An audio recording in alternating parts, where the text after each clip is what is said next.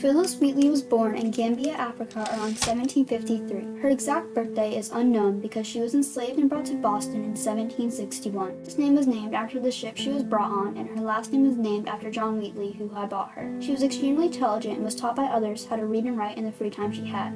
The poem she wrote about being soul goes, "'Twas mercy brought me from my pagan land, taught my benighted soul to understand that there's a God, there's a Savior too. Once our redemption, now they're sought, now new. Some view our sable race with scornful eye, their color is a dye ball of dye. Remember Christians, black as Cain, may be refined and join the angelic train." In 1765, she began writing poetry. The first poem that brought her recognition was published in 1770, named an elegiac poem on the death of the celebrated divine George Whitefield. She was the second woman to publish a book of poems and the first black woman to ever publish a book. After this, she was emancipated, meaning she was no longer a slave. When Phyllis became pregnant, she decided to stop writing and find physical labor at a boarding house to support and provide for her and her child. Her husband sadly left her during this time, and she ended up finishing her life in poverty. Phyllis died on December 5, 1784 due to not being used to the physical work, and her infant son soon died later. Margaret Corbin was born on November 12, 1751 in Western Pennsylvania. In 1772, Margaret married a farmer from Virginia named John Corbin. John joined the Continental Army in 1775. This left Margaret with two choices. Either she could stay behind, where she would have to care for herself and might fall victim to poverty, or she could travel with John and endure all the hardships and dangers of life in war. She chose to join her husband and join the Continental Army's camp followers. On November 16, 1776, Margaret followed her husband to the battle, and as her father fought as hard as he could against the British, she and most of his team were killed. When they died, Margaret took over the cannon. Sadly, the British won forward, and Margaret was taken in by them as a wounded prisoner. On July 6, 1779, Congress awarded Margaret the lifelong pension in recognition of her service. It was the first time the new government officially recognized the military service of women, but they only awarded her half of what a man received. On January 16, 1800, Margaret died. Lydia Darragh was born in 1729 in Dublin, Ireland. She moved to Philadelphia in 1753 after she married a man named William Darragh. He was her family's tutor. When they arrived in the U.S., her husband continued to work as a tutor while Lydia started work as a midwife. They had 5 children together. When General William Howe, a general for the British Army, occupied a house across the street from Lydia, he attempted to make a headquarters inside of her house. However, she managed to convince him to just use their parlor as a meeting place. Living so close to these meetings, Lydia took note of what they were saying and passed along information to her eldest son Charles, who was in the Continental Army. Since Lydia and her husband were known pacifists who didn't participate in war effort, the British had no suspicions. She was the person who alerted General George Washington that the British planned to lead a surprise attack on him and his army at White Marsh. She later died on December 28, 1789 in Philadelphia, Pennsylvania.